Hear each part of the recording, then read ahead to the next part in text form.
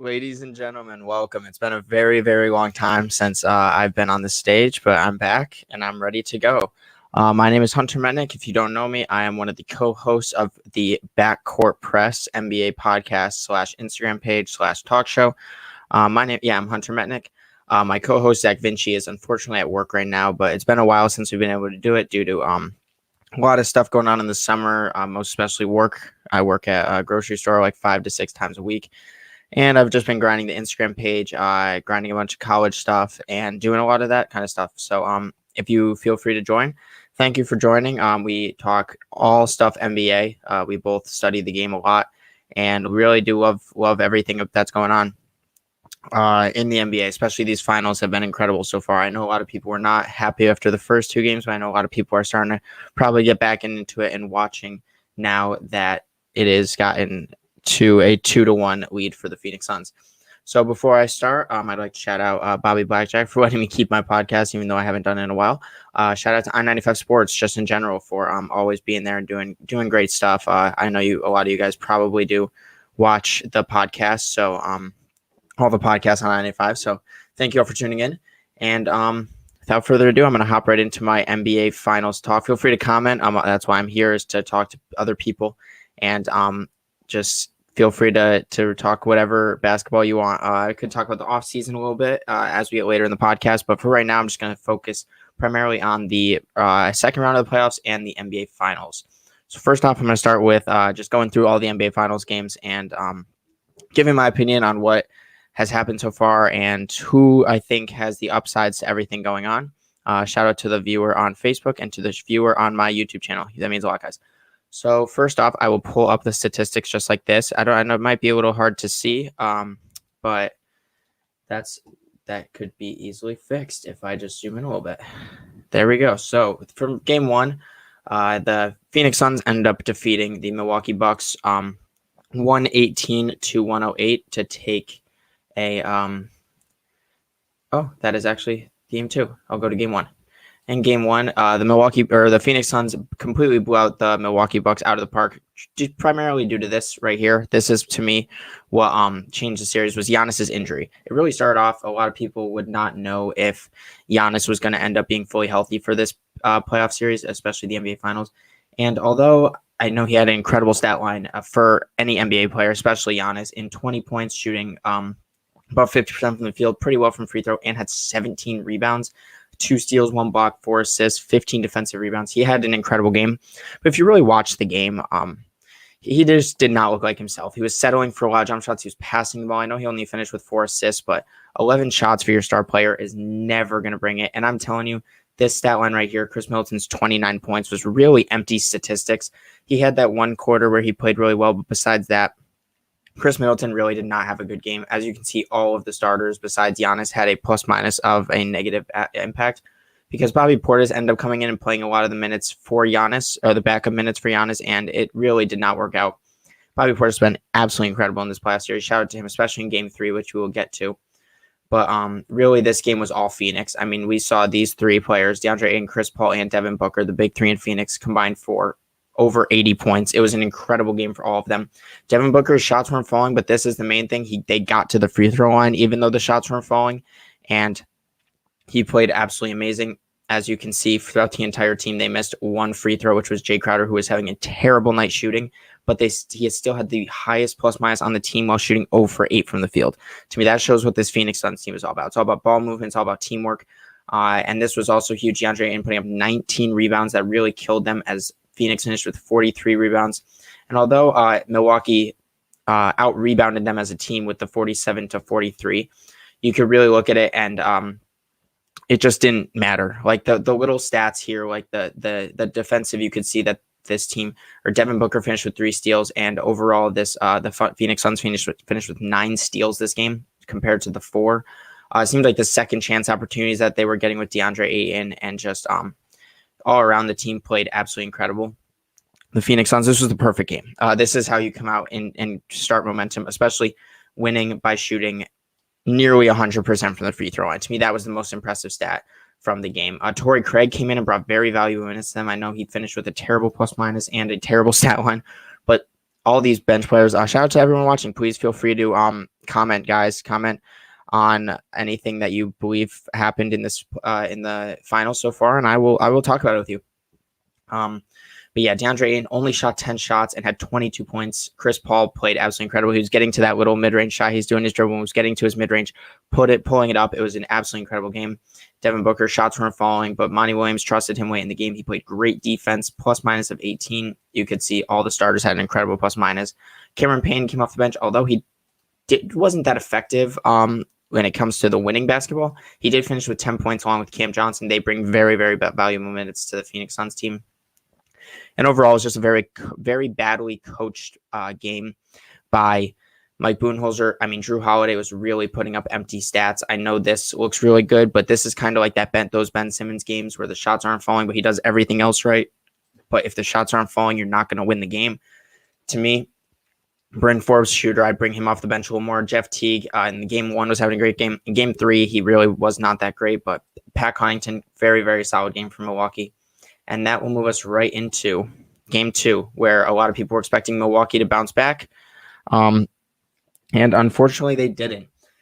They end up losing this game again by 10 points, which really, really, really looked rough because of the fact that Giannis had 42 and 12. I mean, everyone knows all about this game. Everyone who watched this game saw how incredibly dominant it was. He even shot above 50% from the free throw line, which rarely ever happens.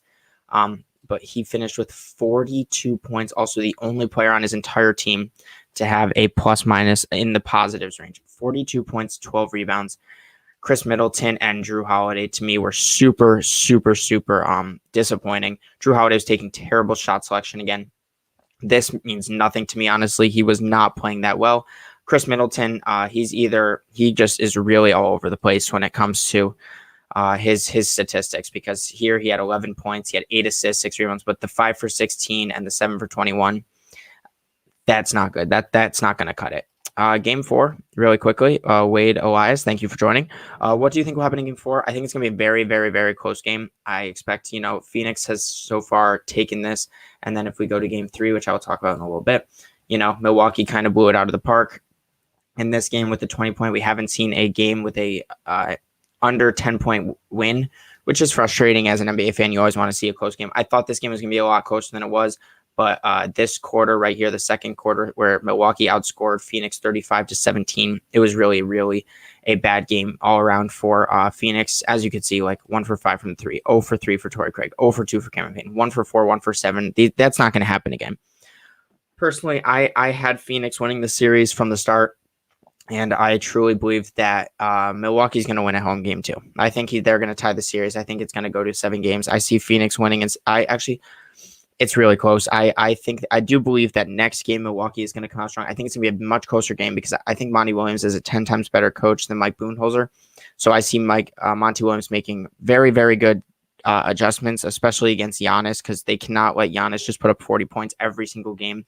Because, last game, I just talked about how he was the only one with the plus minus. Look what happens when Drew Holiday shoots the ball a little bit efficiently. Chris Middleton had one good quarter in this game, and that's all he needed, because if he's hot, and this team hit their shots. They shot 40% from 3, 48% from the field. They had 90 shot attempts to 83. They shot, 36. They just did everything better than Phoenix this game, it seemed like. Phoenix couldn't catch a break, unfortunately. And Giannis, if you're shooting 13 for 17 from the free throw line, there is a 90% chance Milwaukee's going to win the game. 41 points. It was an incredible game for Giannis. This is an all-time playoffs stat line. The past 2 games have been all-time great NBA Finals performances, especially for a player of Giannis, who a lot of people are saying he doesn't show up in the playoffs. Look what he's doing now. He's playing absolutely remarkable. And to me, Devin Booker, this is unexcusable. You cannot be shooting 3 for 14 from the field ever. Especially, he only played 29 minutes. I think he pretty much sat the entire fourth quarter. Maybe he played for the first 3 minutes, but then Milwaukee started to blow it up, and they sat him for the rest of it. Cam Johnson's getting more minutes than him with 14. Cam Johnson's playing incredible. He had that crazy poster against PJ Tucker. I had to bring it up because it was amazing stuff. But to me, if Jay Crowder is going to be your second leading scorer in a game to Chris Paul, who is not really playing great. I know it says 8 for 14. He was not really controlling the game like he normally does. He wasn't doing it all like that's the Chris Paul thing to do. It wasn't a great performance at all from Phoenix. So I see Milwaukee coming out and winning at home in game 4. I think that's going to be the turnaround point, and then I think we're going to have to see how Phoenix responds. I think it's going to go 7 games. I truly believe that, and I think if it goes 7, I'm going to take Milwaukee, but if it goes 6 or less, I'm going to take Phoenix. That's kind of weird to say, but that's what I truly believe. So I'm going to go back to game 2 and just talk about the little things on why Phoenix ended up winning this game, because really it was defense. It was all their defense. They said, you know what, we're going to let Giannis do whatever, but we are going to just shoot the ball. And it worked. They just shot, look at that. I mean, 20 for 40 from the 3-point line, 50% from the field from 3. Devin Booker shooting 7 for 12. Mikal Bridges having an incredible game. He looked like a shot creator out there. He was doing everything for this team with the 7 rebounds, 27 points. I mean, let's be honest. All NBA fans know this. If Mikal Bridges by himself is only scoring 1 less point than Jrue Holiday and Chris Middleton combined, Phoenix is 99% of the time going to win that game. So that's really all it is. DeAndre Ayton had a very quietly good game. He didn't really need to have the ball in his hands due to how hot Chris Paul and Devin Booker were playing. So shout out to DeAndre Ayton for still running 42 minutes and having a plus-minus of 10 while he's only putting up 10-11, which seems like a bad stat line for him now, even though that's half of what he was putting up in the regular season. He's made that many leaps to become I would say just a below an all-star player in the NBA, which shout out to him, because a lot of people were doubting him after his first couple of years. But Chris Paul has really turned his whole career around. And game 2 is just remarkable to see Giannis have that good of a game and, just come in. He had 42 and 12 is an incredible game. And they still lost. That says something about how poorly Chris Middleton, Jrue Holiday, and even Brook Lopez played, because that's unexcusable for your star player to put up 42. And that's exactly what happened in game 3. He put up 42, but this time the other guys just played half decent, especially Jrue Holiday. I feel like he didn't even shoot a shot in the first half. I probably am wrong on that, but from watching this game, he really was not an effective player in the first half by any means. He was really just doing the assists and rebounds, but to me, he wasn't shooting the ball. He wasn't taking those terrible shots. Jrue Holiday in the first 2 games was really just taking like step back threes early in the shot clock. He was just doing a lot of stuff wrong on the court. Like there was multiple times Giannis was open and he would still take the shot. I was just like, there was absolutely no reason for Jrue Holiday to be taking bad shots, especially in the NBA Finals, because to me, he's the third option on his team. And he should play like the third option, not like the first option when he has the ball in his hands. But in this game, he finally started just taking the right shot. It just seemed like his shot selection was much better. He waited until they had a lead, and then he started shooting. And if he was missing them, I feel like he had like most of his assists in the first half to guys like Giannis and Chris Middleton. So Jrue Holiday had a very, very impressive game. I know to me, it didn't even seem like he put up this down. It seemed like he had like 24 and 4. But the 9 assists, he's really turned himself into a good playmaker or a good passer for this team. I wouldn't consider playmaker. Doesn't really seem like he gets other guys open. He just makes the right pass, which sometimes you need those guys, especially as a veteran point guard. You can see that he's one of the reasons why they got here to the NBA Finals. So huge shout out to Jrue Holiday for finally stepping it up. And if you're going to shoot 29% from 3 and outside of Jay Crowder, you are going to shoot 3 for 24 from the 3-point line, you're not going to win the game, especially in the NBA Finals against such a dominant team like Milwaukee. But this is really all they need. They needed this momentum turnaround game where Giannis comes out, has a very, very similar game in 41, 13, and 6 that's the most impressive thing. Giannis touches the ball nearly every single play. He had 1 turnover in 41 and 13 and 6. That is incredible. Giannis is such a freak of nature. He should not really attempt a 3. I see the 0 for 2 from the field 3-point line. He should rarely ever attempt a 3-point shot because of how purely dominant he can be when he gets to the paint.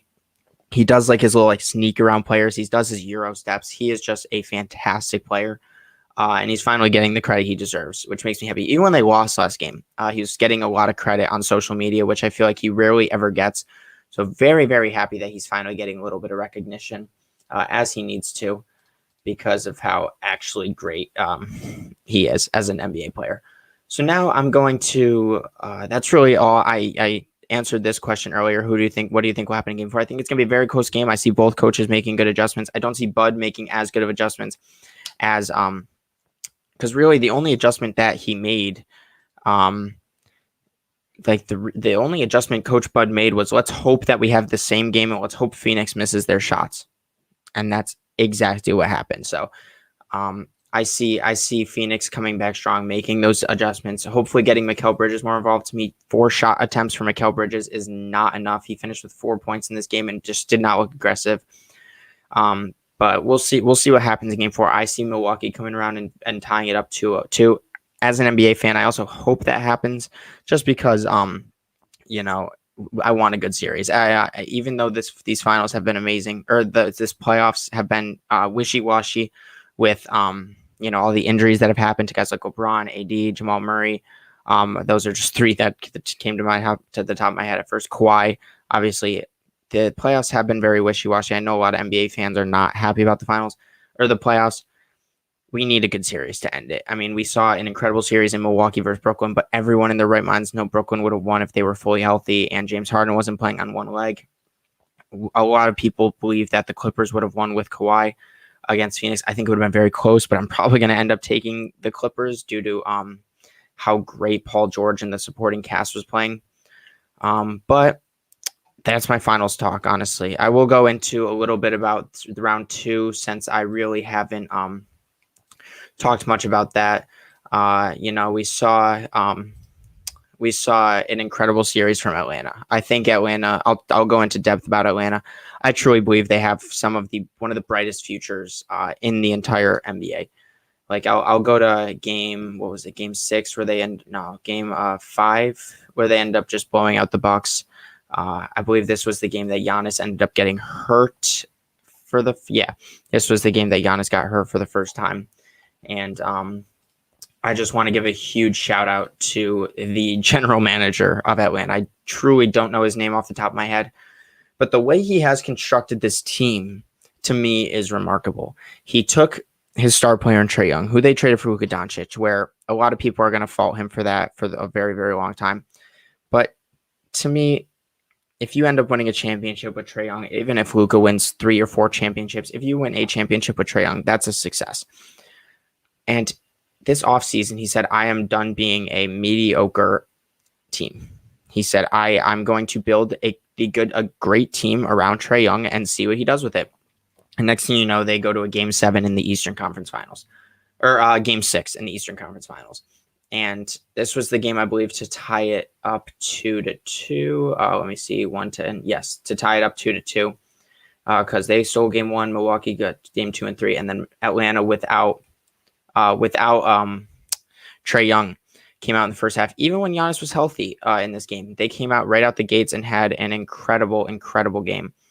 Guys like Lou Will shot 21 points on 7 for 9 shooting from the field. That's exactly what you need. Bogdanovic, 7 for 14, 6 for 14 from 3, plus 25 in the scoring in his statistics. It was an absolutely great all-around game.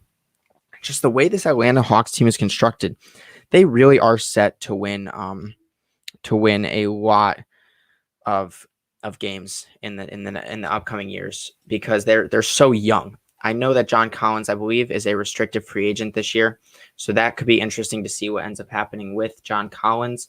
But I mean, you look at the team, right? They have their set backcourt for the future, which is Trae Young and Kevin Huerter. I think these two guys, Kevin Huerter really showed that he could play very, very well with or without the ball in his hands, which is really most important because those are the players that you can develop. A lot of the players, when they're just an on-ball player, it's hard to develop an off-ball game more than it is to develop an on-ball kind of game.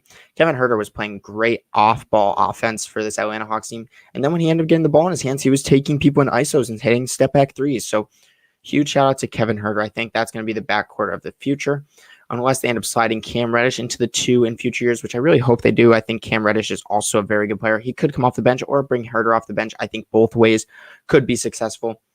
And then at the 3, we have Cam Reddish. We have guys like Bogdanovic. We have Gallinari who can run the 3 sometimes. But let's be honest, this series, in my opinion, is completely changed if DeAndre Hunter is healthy.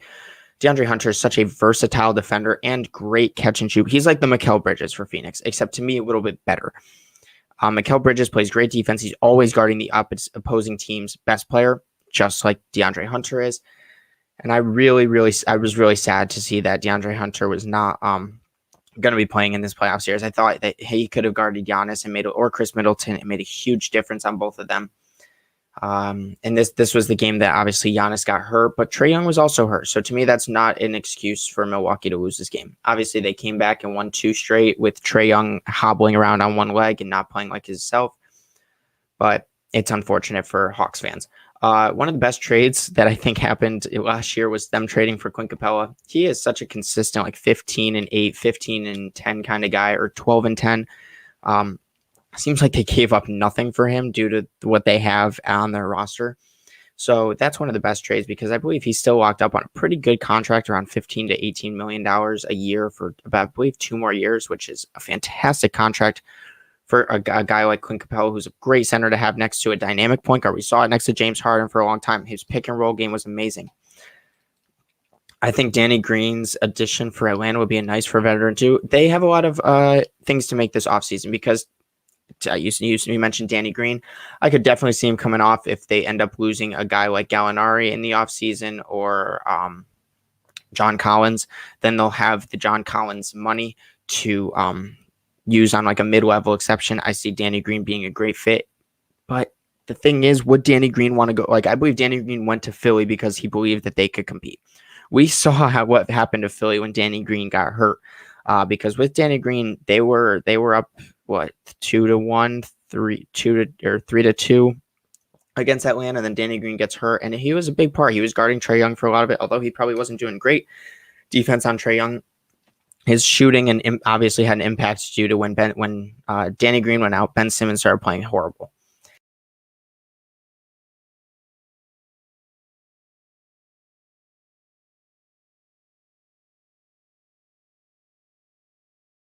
My apologies for that. I completely just lost a little bit of connection, but we're back. That's good stuff. So there it is. Here we go. But no, Atlanta has a lot of decisions to make in this offseason due to the fact that John Collins was originally asking for max money. I do believe that was only because they were losing for a very long time. I know we saw, the Hawks had a terrible, terrible start to the NBA, just regular season. And then they've hired a new coach. And when they were losing was when John Collins came out and said, I want max money. Now that they're winning, maybe he will take a little bit of a pay cut to stay with that team. Would remind me of when Redick went to New Orleans, a veteran taking a chance on a young and upcoming team. Yes, obviously, Danny Green going to a team or a veteran forward in free agency. I know, yes, Danny Green's one of them, but there's a couple others that I'm missing from the top of my head. But when Redick went to New Orleans, I think everyone expected New Orleans to be a little bit better. I would go to an Eastern Conference team 10 times out of 10 over a Western Conference team if I'm a veteran player and trying to win a championship, because we see how hard it is to come out of the West for a young team. Danny Green might look to go to like a Memphis, or if he truly does want to compete, an Atlanta Hawks team. I love that comparison of when Redick went to New Orleans. I know that didn't work out because New Orleans is tough. I mean, they have great young talent, but not the best coaching. So that's very interesting. But Atlanta has a lot of offseason moves to make, and if I'm them, I would pay John Collins. His fit, that's how even when Clint Capella was out, he was running a lot of that backup center role, and he was starting to play amazing. His defense end up being very, very big for this team. I know I'm still stuck on this game, but even in like game 1, we saw John Collins have a very, very good game when they barely won it against Milwaukee, like 23-15. That's exactly what you need, especially with Clint Capella out here putting up 12 and 19. I mean, having 34 rebounds between your forward and center is incredible. And obviously, if Trae Young is going to have 48 points, you're probably going to win the game. But after game 1, that is when I said Milwaukee was going to win the series, just because if you needed Trae Young to put up 48 just to win by 3 points, when Giannis is over here shooting 34 and Chris Middleton is having a terrible game, they probably weren't going to end up winning most of that series. So to me, I would love to see what Atlanta does this offseason. I think they have a lot of potential. I think a lot of star players might look to go there. I know they don't have that much money because they're paying a lot of guys like Gallinari. I believe he is a free agent though. They're going to have to pay Trae Young eventually off his rookie contract. John Collins might need max money this year to stay. We'll see what happens for this Atlanta team, but to me, their future is bright. And it's going to be very interesting to see where this team goes because they're still super, super young. I mean, look at in game one of the Eastern Conference final Eastern Conference Finals, Cam Reddish was getting DMP coaches' decisions. I mean, he wasn't even playing for a while because he was hurt for a little bit and then he came back and was playing. Chris Dunn, to me, could have been fantastic. Trae Young and Will Williams are not known for their defense. Chris Dunn is known for his defense. I think Chris Dunn, if he played, could have had that Cameron Payne type role where Cameron Payne came in and just played hard and learned from the star player at point guard and Chris Paul. And I think Chris Dunn is going to he's probably going to look for money this offseason. I think he is a free agent. But I'm surprised that the coach did never end up using him a little bit more. I think they should have, especially to go when a guy like Drew Holiday, which, I mean, this is just game one, but he's shooting 14 for 25 from the field. I was very surprised that no defensive point guard was being put on him, but Atlanta knew what they were doing because they ended up going to 6 games when they really should not have even made it this far. So shout out to Atlanta, had an incredible year. They're going to keep their coach, Nate McMillan, for a little bit longer, which I'm very, very happy about. And I hope that they become a dynasty because Trae Young is that villain of the NBA now, and he really needs to stick to that. Let me think. I'll talk about, Brooklyn versus Milwaukee, such an incredible series. We all know about that. We saw the 2 star players in Milwaukee Giannis versus KD go at it.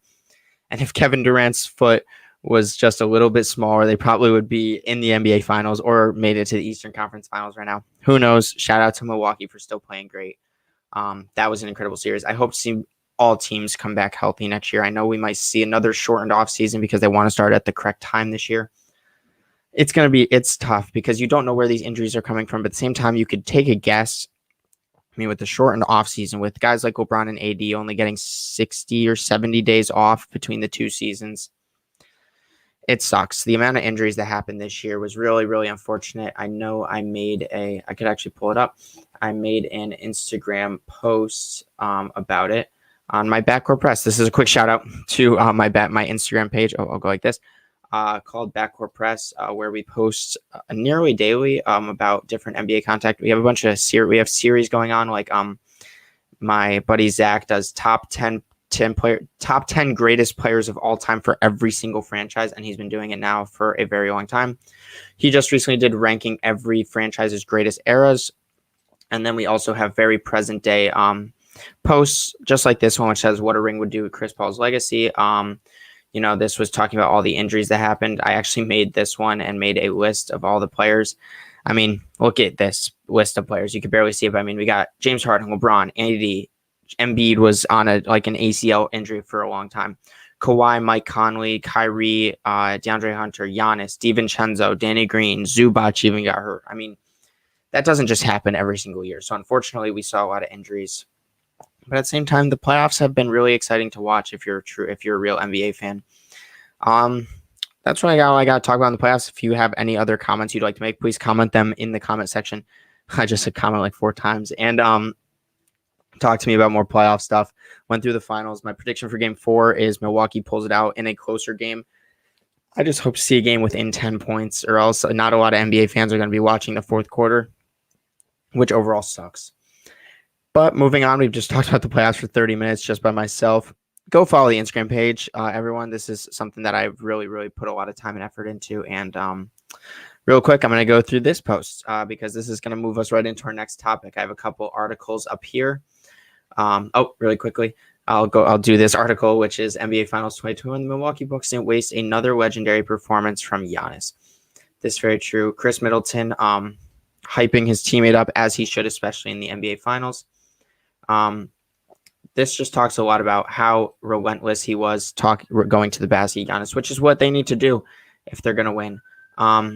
And I believe Giannis in the past 25 years, the stat was he put up 20 points in the 3rd quarter, and that was the most in the past 25 years that a player has put up in a quarter in the NBA Finals. This is incredible, guys. I mean, we're watching history with Giannis. He's a 2-time MVP, 1-time Defensive Player of the Year, and possibly going to win a ring. Now, where does that put him in all-time lists? Who knows? I think he still needs to win a little bit more. I think it doesn't really matter to him, though. He needs Chris Middleton, Drew Holiday to step up. He just signed that Supermax extension, came out, won a game. I hope he ends up winning the series for his just career rankings and everything. But at the same time, as a huge Chris Paul fan, I really do. I've been rooting for Phoenix all year, and I do want Phoenix to win. With that being said, we're now going to move on to free agency predictions. This offseason, we have a lot of rumors to make. And the first one to me is talking about this player right here, Mr. Damian Lillard. He has a big decision to make. We've seen rumors that Team USA, the players in Team USA have been talking a lot about where they might team up, that players might get moved this offseason. We might see more players requesting trades. One of the players that possibly could request a trade is Damian Lillard. I slander him a lot as just a Stephen Curry fan, because I know a lot of people say Dame's better than Steph Curry, or he's right at the same tier. I'm sorry, NBA fans, he's nowhere near Steph Curry. He never will be near Steph Curry, but still an incredible player, and he has a lot of possible destinations. There's a lot of rumors revolving his name, and a couple of these are right here. I know the 76ers are a team that a lot of people are mentioning because they're looking to move on from Ben Simmons, which is a younger player, possibly move on from Tyrese Maxey, Matisse Thybulle, and they have the first-round picks to acquire a guy like Damian Lillard. He's been an incredible player. He's been a top 5 point guard now for about 8 years, and I really hope that he goes on to move on to a different team. We saw in the playoffs this year against the Nuggets that the Blazers' offense could not keep up due to the fact about how bad their defense was. One thing I really noticed is that when Dame, I remember that double overtime game where Dame hit 2 back-to-back like threes to send it into another overtime, but they were just trading buckets. Like, although it was an all-time playoff performance, they weren't playing much defense. We saw Monte Morris, I believe, have like 30 points. Michael Porter Jr. have an incredible game. Like, those guys should not really be Michael Porter Jr. on every once in a while has a great game. Jokic will always have a great game. But the role players were scoring out. Like, Austin Rivers was playing incredible for Denver. And to me, that's not because they're good players. Like, Austin Rivers has been a bench player his whole career. Monte Morris has literally been a bench player his whole career behind Jamal Murray. He's never been a starter. But we saw them scoring at will against this Blazers team. And it's really due to the fact that the Blazers don't have any defense on their roster. They tried bringing in defensive-minded forwards in like Robert Covington, Derrick Jones Jr., but just the way that this team runs, they are never going to be able to outscore. They're not like the Brooklyn Nets. The Brooklyn Nets can afford to lose defense due to the fact that they have Kyrie Irving, James Harden, Kevin Durant. The Blazers have Damian Lillard and CJ McCollum. These two guys can put up great numbers offensively, but they're going to let up just as good numbers defensively, which is really why, to me, this offseason, Damian Lillard, if he chooses to stay in Portland, it's going to be moving on from CJ McCollum or Damian Lillard. You have to move on from one of the two because they're both defensive liabilities, and it's proving now after, 10 years together or so, or 8 years together, that they cannot win. They can't win a championship. The farthest they could have gone was that Western Conference Finals run where they also I believe they got swept by Golden State in that Western Conference Finals because their defense wasn't good enough. So the possible situations I have are the realistic possibilities. I know the Warriors have been brought up a lot. I don't know if that's actually going to happen. If the Blazers are really willing to take on Wiggins, Wiseman, 7-14, and another first-round pick, as a Warriors fan, I will do it in a heartbeat. Why not just go all in? We have Steph Curry for another 4 or 5 years being electric, and then he's going to end up falling away due to old age. So I would do that trade as a Warriors fan. The 76ers for Ben Simmons and Ben Simmons, Tyrese Maxey, possibly throw Matisse Thybulle, possibly throw an Isaiah Joe, their second-round pick, a couple first-round picks, and possibly a couple second-round picks. I think that's a very realistic trade if Portland is really willing to take on Ben Simmons. Another team I saw a lot around was Boston Celtics. Seems like Dame and Jason Tatum are getting along really well on Team USA. So maybe the Boston Celtics with Brad Stevens as the new general manager says, hey, you know what? I'm going to move on from Jaylen Brown. I'm going to send him away for a win-now player in Damian Lillard. I think that'd be the wrong move. I really like Jaylen Brown. He's such a good two-way player. But if they're looking to win now in the Eastern Conference, I would do that trade. One of the best trades that has not been talked about at all, which I'm shocked, is Damian Lillard to the New Orleans Pelicans for Brandon Ingram, Nickeil Alexander-Walker, Eric Bledsoe, and about 3 first-round picks. Or a sign and trade with Lonzo Ball. I think, to me, that is the best trade package for both sides. They get an offensive-minded player in Brandon Ingram, allows them to run their young point guard Anthony Simons at point guard, allows them to trade CJ McCollum away for a defensive-minded two guard, and finally, sorry, that was my Alexa, and just allows the Pelicans to finally win now with Zion Williamson. We saw the amount of times that Zion Williamson has really said he doesn't really want to be there, and with the camp and everything. I know he was like there was a lot of frustration. It's his second year. He's probably going to stay till the end of his rookie contract. But it's like if I'm New Orleans, I'm really trying to play heavy on trading Brandon Ingram this offseason. I think that's the best move if they want to win. And I think Damian Lillard's a great fit next to Zion Williamson. Getting him a great big man and then putting the pieces around those two to win could possibly happen. Another realistic trade I could see is the Denver Nuggets. They have the pieces in Jamal Murray. Possibly Michael Porter Jr. might have to get thrown into that deal. But putting Lillard and Jokic together would be an absolutely incredible duo. Miami, if they're willing to trade Tyler Hero, that's interesting. And I know a lot of people are saying New York. I don't think New York has the package unless they're willing to give up RJ quickly, Toppin, and first. I think that's a lot for a guy like Dame. And that's kind of getting rid of everyone except for Dame and Julius Randle. I don't like that if I'm New York. I'd keep the culture. You know, another player that's on the trade block and getting a lot of slander is Ben Simmons. Obviously, after his Game 7 performance, which wasn't great, he did everything else right in that game. He's done everything else right his whole career. He really just needs to learn to be aggressive on the offensive side of the ball. Something I noticed when I'm watching the games is he gets a lot of slander for not shooting. Yes, he should get a lot of slander because you're in 2021. Everyone knows how to shoot. He should shoot the ball. But at the same time, he hasn't never shot the ball, but he hasn't gotten the slander that he just recently got.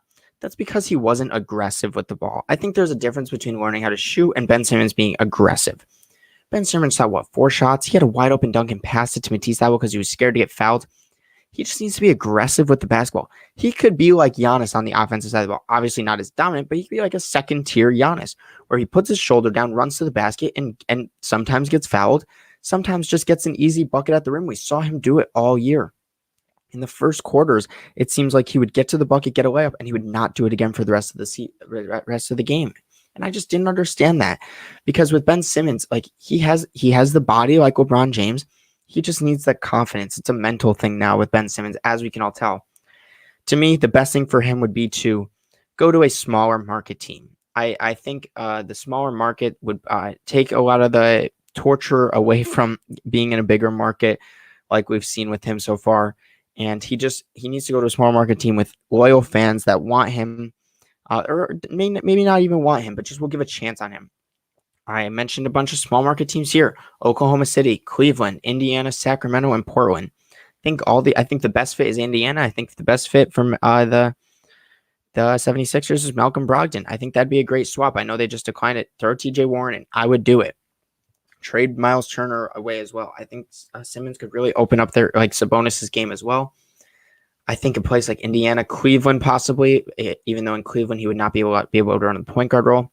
I've seen a lot of rumors. I think that was going to be next was Colin Sexton. Colin Sexton looking to get moved. To me, I would trade Colin Sexton for Ben Simmons. Then with that 3rd overall pick that Cleveland has, draft that G League Ignite superstar, Jalen Green, who I think has such a lot of potential to be a great scorer in this league. You put Ben Simmons on the court at the 4 and run a lineup of Garland, Green, Okoro, Simmons, and Allen next year. That team would grow together and just learn. I think that's a way better young core than what they already have. I think that would be a great trade. There's a lot of different places for Ben Simmons to go. Colin Sexton needs to go. There's been a lot of talk about him leaving the team already, as I believe that there should be, because he's expressed his his frustration with the Cleveland Cavaliers, and he needs to go to a team where he can compete. He's a pure scorer. That's why I have the Lakers on here. They would need a score. That's why I have the Knicks on here. They need a score. The Sixers need a score. These championship contending teams, they just need a bucket getter. Trade for Colin Sexton, who's still on a young contract. He averaged 24 points on 48% from the field, while also having 4.4 assists per game. I see him as like a Donovan Mitchell type player, just hasn't had the team around him to play like Donovan Mitchell. So if the Cavaliers can get the right package for him, I'd say trade him to a championship contending team. We saw Kemba Walker get traded to the Oklahoma City Thunder for Al Horford, Moses Brown, and pick 16. I might be wrong on that. Don't fact check me. But Kemba Kemba Walker most likely would not be playing a game in Oklahoma City, as I believe that they're going to look to Yo Young. And if they can get a first-round pick for Kemba and get off his $39 million contract, they'll do it in a heartbeat. We have to remember, Kemba in Charlotte was one of the most, I'm forgetting the word, he was one of the most durable players in the NBA. He was playing around 80 to 82 games every single season for that Charlotte Hornets team.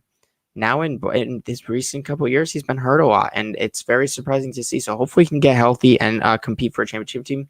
He's another Colin Sexton type player who's just making more money, like a bucket getter. That's why I have the Clippers, Lakers, Sixers, Knicks in here. Those guys just need bucket getters. We will see. I have the entire Indiana Pacers team on here, which is definitely probably a little bit wrong. They're not going to trade everyone, but I'd see them making a couple moves this offseason and finally getting off the hump of being just that mid-tier player, or either going full rebuild or going all in. I don't know which one it will happen. It will most likely have to be a full rebuild because the players that they have, I don't think they could trade them for a superstar. But who knows? We'll see. They had, they had Paul George, they had Reggie Miller. They could be a nice free agency place if they have the money. So here are my predictions for if a player were to get traded, where they'll go. I have Brogdon and Warren being packaged for Ben Simmons to the 76ers. I think that's a fantastic deal. Miles Turner, perfect center to put next to Zion Williamson. If there's a chance that the Pelicans could get Miles Turner and Damian Lillard, I think that is very, very interesting. It'd be a great big three. Seen a lot of rumors about Domantas Sabonis going to the Warriors. As a Warriors fan, I love it. Kyle Lowry, I think he's played his last game in Toronto, which sucks because he's the best Toronto Raptor ever. Not skill-wise, but if I'm ranking Toronto Raptors or for their time in Toronto, he is the best Toronto Raptor ever. Possible destinations, I have the Lakers, Clippers, Sixers, Heat, and Mavericks. All these championship contending teams that could use a very, very great point guard. And I think the LA teams are the two most possible ones that he could go to. Next, I have Kristaps, another disappointing player in the playoffs, but I just think he wasn't used right.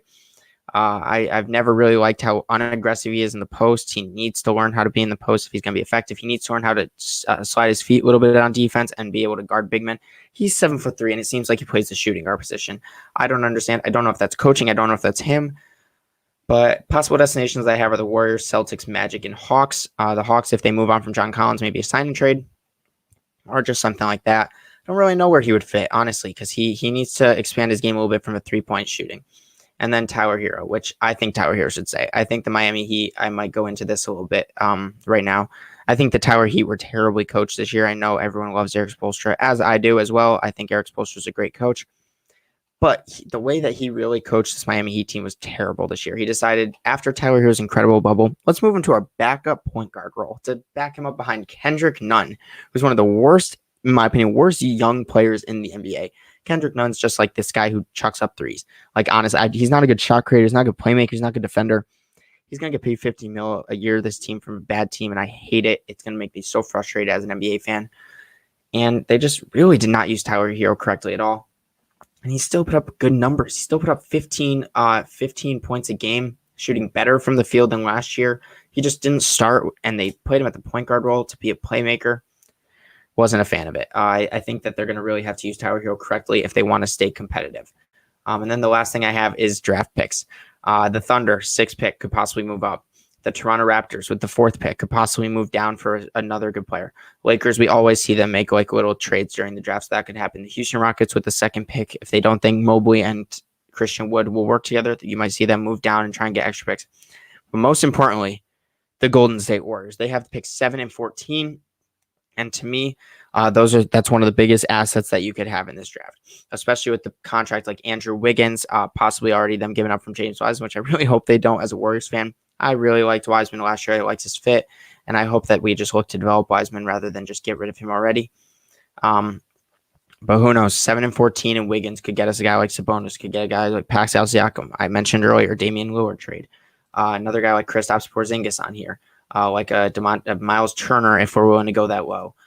Ben Simmons was rumored for a while. So a lot of stuff happening this free agency.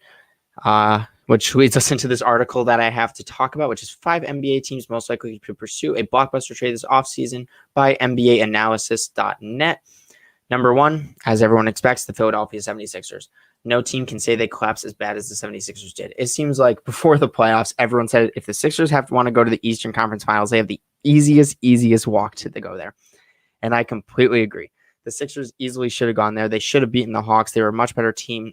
It's just with Doc Rivers, who's one of the biggest playoff choking coaches in NBA history, and how poorly Ben Simmons played when he didn't have shooting around him, this team needs to make a trade. With Daryl Morey running the team, we know how aggressive Daryl Morey is when it comes to making trades. So I could definitely see this team making a deal. Predictions for NBA trade rumors, Beal and Lillard, McCollum, those are 3 players that were definitely rumored to possibly go to Philadelphia.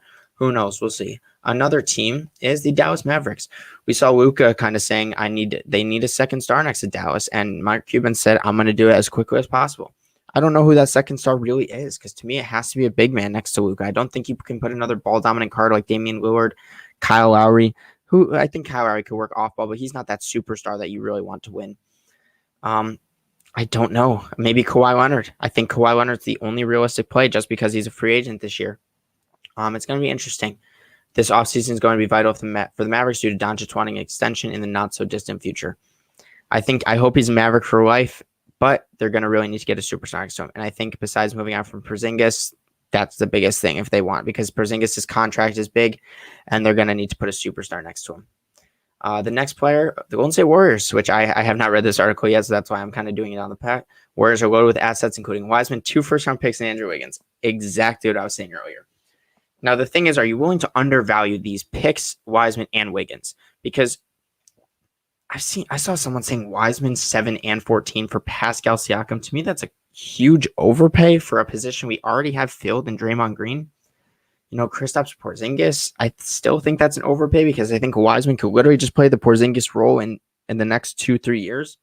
So giving up 7 and 14 where we could get a guy like Davion Mitchell, Franz Wagner, Corey Kispert, guys that will help us win right now.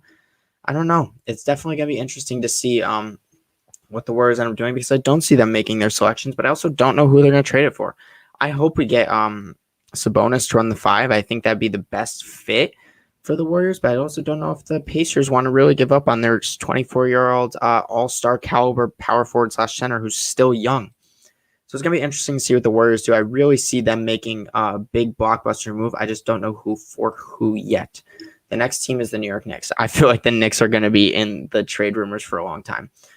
4 seed, they lost in the first round. I think Atlanta was the better team, and that's why they lost. I don't think really it has anything to do with New York. Julius Randle had a really bad series because DeAndre Hunter was healthy. Go watch that series. DeAndre Hunter was the X factor in that game because he shut down the All-NBA second-team player in Julius Randle, all because of how good DeAndre Hunter was. So they have the young assets in like RJ Barrett quickly, Obi Toppin, Mitchell Robinson, even who they were missing in the playoffs.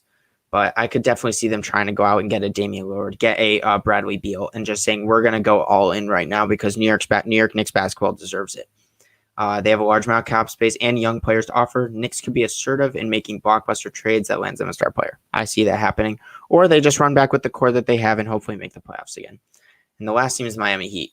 One of the biggest surprises of the playoffs was Miami Heat being swept by the Milwaukee Bucks in the first round. Seeing how far Milwaukee's gone, I don't think it was that big of a surprise, and how badly coached Miami was this year, how bad Spoelstra coached the Heat. Let me say that. I completely agree. Just leave it to Riley and Miami to be the team that isn't afraid to pull the trigger on a trade.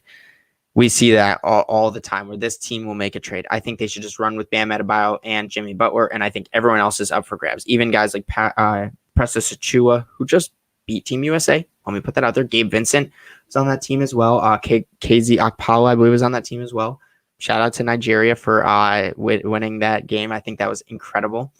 Pat Riley's never been one to stick with the status quo when things don't pan out. That's true. We've seen it hundreds and hundreds of times now where Pat Riley makes a little bitty trade, and next thing you know, the Miami Heat are back to being a successful team. So I think it's interesting to see with all these teams that was just mentioned in this article to see what could happen because they all have young players, but it's whether these young players are going to be looked at as, is that enough for a star player? Is that enough for a Damian Lillard or a Kawhi Leonard in a sign and trade? Because who knows? Or the Toronto Raptors, they have the 4th pick and are looking to win now. Are they going to go the young route or are they going to look to trade it for a very, very top player? There's a lot of stuff that might happen this offseason. I'm here to talk about it. It's been 15 minutes by myself. I think that's pretty good. I've never really done one of these by myself. So thank you all for watching. This has been incredible. To me, I'm going to take Phoenix in 7. I know I just said Milwaukee would probably win in 7, but because I'm rooting for the Phoenix Suns, I'm going to say Phoenix Suns in 7. I will be back doing these a couple times, hopefully with my co-host and Zach Vinci. I don't work tomorrow, so maybe he could join me. But we'll see. It's been a great time for the NBA, and in the off season, you'll probably see us doing a lot because we will be very not busy, and we'll find stuff to talk about when it comes to the NBA. My name is Hunter Metnick. Please go follow my Instagram page at BACKCOURTPRESS on Instagram. We've been posting a lot. I'm actually going to post a video that I received from Smush Parker, shouting out me and the entire Backcourt Press community because he's a fan. So yes, Smush Parker, the Lakers point guard in the early 2000s who played with Kobe Bryant for a couple times. So shout out to everyone watching. Shout out to I-95 for letting me be here. And that's really all I got for today. Thank you all for watching, and hope game for the NBA Finals is great. Peace out, everyone.